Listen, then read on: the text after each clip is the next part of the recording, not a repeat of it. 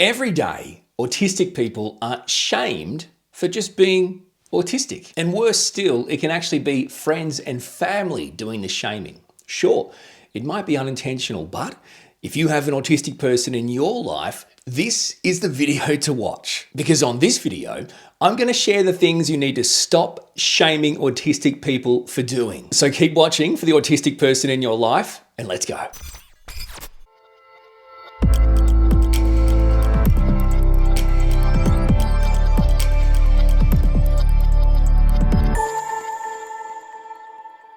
Hey, I'm Orion Kelly, that autistic guy. I was diagnosed autistic later in life, and since my adult diagnosis, I've devoted my time to advocating for the autistic community. There's a few things that I do to advocate, mostly content creation. I do blogs, podcasts, and these YouTube videos.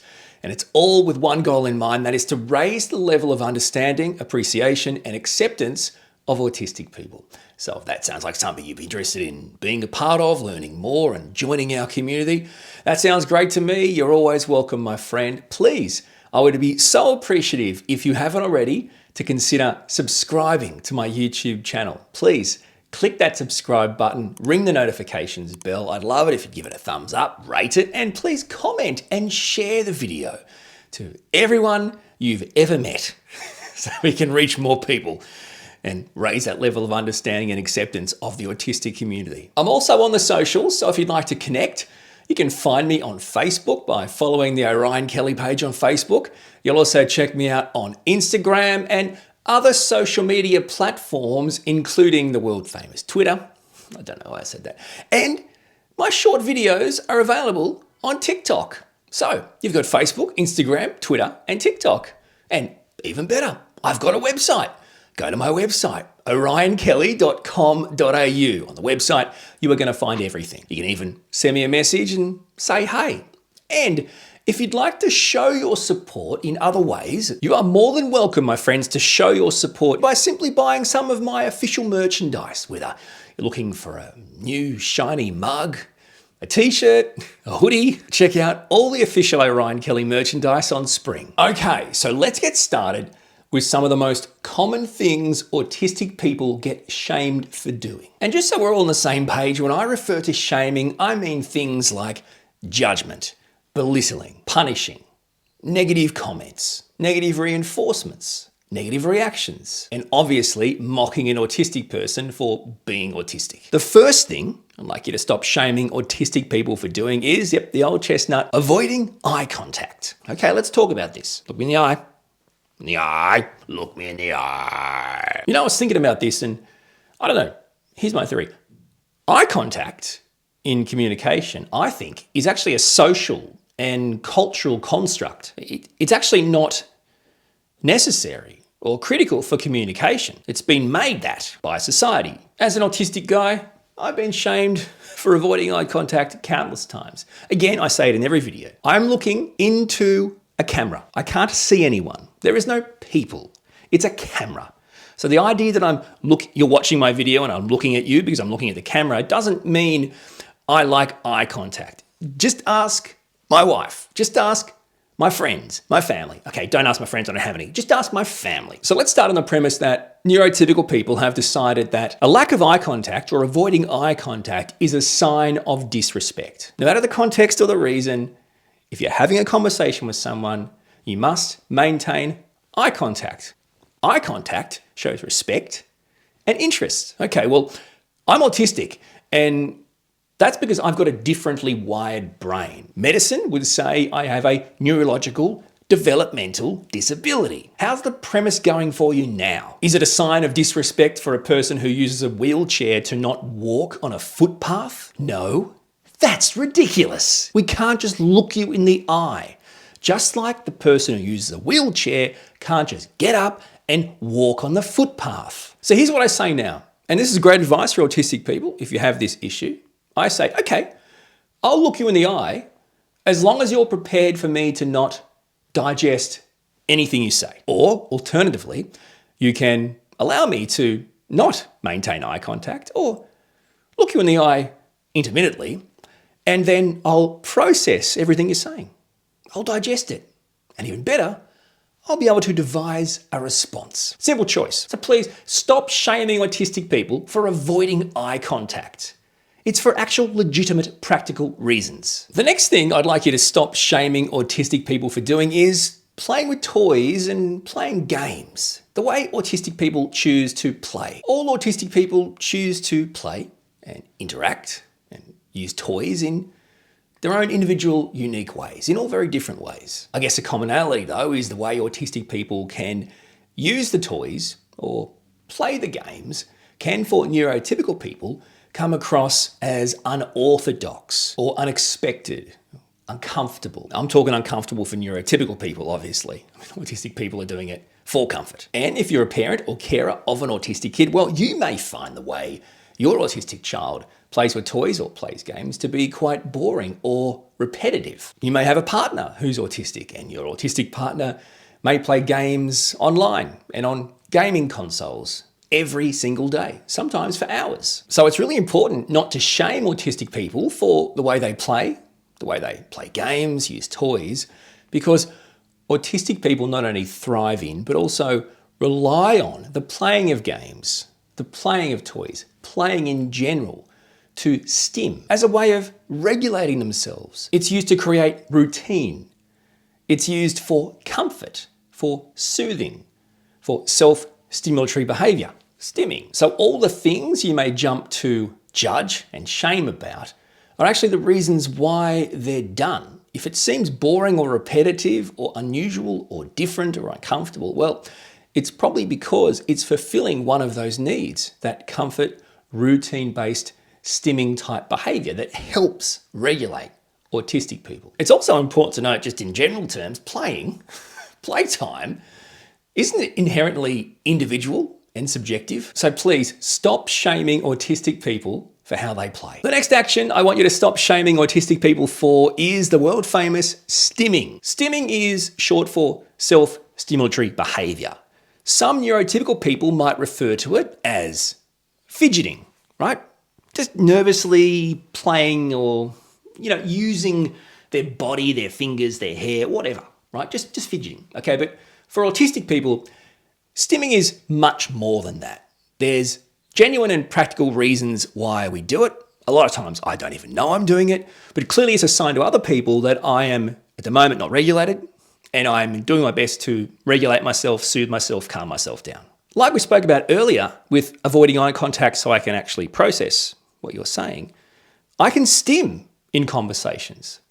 And I'm stimming in conversations because, again, I'm processing what's happening. I'm trying to understand, process, and be able to engage in that conversation. So you can imagine, as an autistic person, I'm not looking you in the eye, and now I'm stimming, which you think I'm just fidgeting with something, not even paying attention. I mean, you can imagine how people must react to that action and how bad it must make me feel when people think I constantly disrespect them in conversations, when actually I'm doing both those things to respect them, to hear them, to digest what they're saying and to engage back. It's complete respect. I can also stim while I'm doing the talking. See, stimming while you're trying to talk to someone can be very distracting for other people. Neurotypical people can go, can you just stop moving so much while you're talking to me? Or can you stop with the fiddling? Well, I can't concentrate. Like I can't keep up with where you're going. But for the stimming, sometimes I wouldn't be able to talk to you. So again, it's one of those things where, I get it, I acknowledge it, but it's for a practical reason. So to stop shaming that is a win-win for both parties. Stimming is one of the most effective ways, and obviously it's free and easy, that autistic people can calm themselves down, can regulate themselves. It's so simple and it's so effective. I tend to use my voice. I can do funny voices or sing weird songs in odd ways, repetitive ways, the echolalia as well, that kind of stuff. I can do those types of vocal stimming and body stimming. And when I say with my body, I mean, I might like to trace things with my fingers, like a finger on a thumb, or move my toes or feet or body, or use my eyes to, to like draw. So I use my voice and my body for stimming to regulate and calm myself more so than toys or tools. But of course, stimming toys and stimming tools are very effective for some autistic people. For me, I don't think so much, but They're very effective for certainly autistic kids, and it's something you should be embracing, not judging or shaming. The bottom line is any form of stimming that's neither harmful to the autistic person doing the stimming or harmful to those around the autistic person should never be shamed, should be embraced and accepted. Another thing I'd like you to consider to stop shaming autistic people for doing or needing is alone time. All autistic people are different. There's always going to be an exception.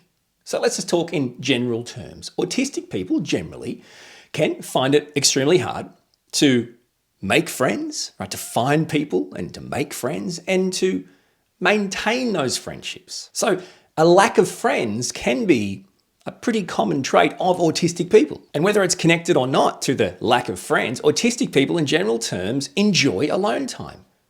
I enjoy my own company. And it might not be easy to hear, but we have different brains. Autistic people may indeed, if asked, prefer alone time over spending time with others. It doesn't mean we don't love the people that we spend time with or like spending time with them. It just means we also value time alone. Think about the social anxiety side of this. Socializing, well, that causes anxiety, right? That can impact your mental health. And frankly, alone time is a major part of my daily routine for mental health and well-being as an autistic husband and dad. So please don't shame us for something we need. It's not about you, it's about us. This particular action I'd like you to stop shaming autistic people for doing or not doing is a classic myth. Lacking emotions, no empathy. It's a myth. Autistic people, for the most part, there's always exceptions, autistic people in general are extremely empathetic, can be hyper empathetic. Do not lack emotions. We might not be able to understand our emotions, but trust me, we feel them. We feel them good. We are not emotionless robots. I mean, there's probably a few. Fair enough. In my experience as an autistic person, and I know this isn't uncommon, autistic people can struggle to articulate, identify, express, convey their own emotions. So we experience them. It's just hard to articulate them or identify them. If you're looking at someone and you're expecting a particular emotion and you're not getting that, well, you're automatically going to think they're emotionless, right? They're not empathetic. So coming across emotionless, put it this way. In a particular situation where a neurotypical person would expect a certain response, and that response could be anything. Sadness, anger, laughter. I mean, that's not an emotion. Happiness. I don't know. I'm not great with emotions. I mean, I like them. I've got them. I'm not great with the words and stuff and things like that. Mate. Anyway, back to the point. In those situations where a neurotypical person expects a certain response and an autistic person, as a rule, can often give no response, or little response. In other words, can come across blank or emotionless. As a rule, that's not what's actually happening inside us. It's just the manifestation externally. And frankly, we can express emotions in very different ways. And I get it, in unorthodox, unconventional, and for some people, unacceptable ways. So in the end, it's all about expectations, right? Placing unrealistic expectations on autistic people to show certain emotions in certain situations, well, clearly it's unrealistic and it's damaging. Those expectations will not only impact you, but also they can impact the mental health of the autistic person. They can cause trauma triggers later in life. So please, stop shaming autistic people for this perceived lack of emotions. Please take note of the next thing I'd like you to stop shaming autistic people for doing, and it's around our clothing choices. All autistic people, like all neurotypical people, have individual preferences for clothing and also individual styles. That's a given. We're all different. Okay, cool. We all have our own style, our own preference. However, for autistic people, those preferences and therefore style can be dictated by our own sensory aversions, our sensory sensitivities to certain materials and I guess certain feelings. Think about it. If you're an autistic person and you're wearing clothing that potentially as a child is picked out for you, you have no choice over it, well, you're going to learn pretty quickly certain materials can feel scratchy. Certain materials can feel hot. Certain materials can feel tight. Certain materials can feel uncomfortable. And I'm talking to a level that I don't think I can even properly explain. This isn't about punishing a picky kid for being a brat and not wearing what they're supposed to wear. This is an autistic person with a different brain and hypersensitivities. So yeah, you could say we're choosing to only wear clothing that we feel comfortable in, that doesn't set off meltdowns. If you've watched my videos, you have realized by now that my style is pretty bright, pretty casual. I like bright colors. I like these types of shirts. Some would call them Hawaiian shirts, floral shirts. It's just the style I like. I like bright clothing. But that doesn't necessarily fit in to the clothing or the style that I should wear if I want to be accepted or fit into the neurotypical community. Please stop shaming autistic people for their clothing choices. Next up, please stop shaming autistic people, and I guess certainly autistic kids, for being such, in your minds, picky eaters. Now, clearly autistic people, just like neurotypical people, should be consuming a healthy, balanced diet. But a healthy, balanced diet simply isn't the same as what a neurotypical person would class as a healthy, balanced diet. Again, we're going back through this autistic brain, hypersensitivity, different experiences of the world. It's not going to be the same. Other factors, autistic factors, must be considered. Sensory aversions to how food smells, feels, tastes, must be considered, meaning a healthy, balanced diet for an autistic person will most probably be more restricted than that of a neurotypical person. And from my point of view, the idea that you would push back on, well, we cook meals for the family and they're mostly neurotypical. What are we going to do? Cook a special meal for the autistic person? Again, just using a very general example. Okay, but let's say that one child in your household wasn't autistic, but they used a wheelchair, and you had a double-story house and everyone else able-bodied. Well, what am I supposed to do? Put in a lift? Well, seriously, like, mate, just, what am I supposed to do? Make them a special way of getting around? Yes, that's what you should do. There's a reason behind this. Don't force autistic kids to eat food you know is going to make them react in a negative way that could cause a meltdown or a shutdown. Don't shame autistic people for gagging on a food. You don't know what happens in the brain when a certain texture hits the mouth. I get how it can look, but this is an autistic person. This is a response. It wouldn't have happened if you were able to consider the right types of foods for the particular autistic person in your life. Please stop shaming autistic people for being picky eaters. As an autistic person, we are often told that we have things called special interests, or a very restricted, limited amount of interests or passions. Okay, so the next thing I'd like you to consider to stop shaming autistic people for is having limited interests. In general terms, autistic people can have limited interests that are intense in their focus, in their passion, to the exclusion of all other things and all other people. Okay, that's true. And these special interests, passions, whatever you want to call them, are really the only thing that we want to focus on a day-to-day basis. We wake up and we want to spend our day on those things. And unfortunately, or fortunately, however you look at it, life will every day get in the way of us spending our time on our special interests, on our passions. When you think about it, that phrase, the jack of all trades and the master of none, that kind of argues the point for autistic people. I mean, it's a neurotypical phrase, but autistic people tend to focus on a few specific interests and take an intense interest in them, and therefore learn thoroughly about that particular interest or field. Whereas neurotypical people try to have random hobbies and kind of know bits and pieces of everything, but in fact, know very little on anything. In a way, you're shaming us for something that you're kind of preaching to people is a good thing. And clearly this can manifest in autistic people only wanting to, or only being able to talk to other people about their particular interests, which obviously can turn into one-way conversations. And as some people would say, long, breathless rants. Print it. If you're shaming an autistic person in your life for only being able to talk about one thing or having an obsession about one field and not opening or broadening their eyes, well, for starters, they're autistic. So, okay, they're autistic. They have limited interests. Can we just get over that then? You know they're autistic. Why are we still shaming them? They're autistic, you know that. Stop shaming autistic people for having intense interests and a passion for sharing them. It isn't important if the shaming of autistic people for simply being autistic is intentional or unintentional, because I'm not trying to judge the people doing the shaming. I'm just trying to stop the shaming. So I hope this video has helped you understand why certain things that you shame autistic people for doing, they're doing for good reason. And by helping them do it, you're actually improving your own quality of life as well. Thank you so much for watching this video.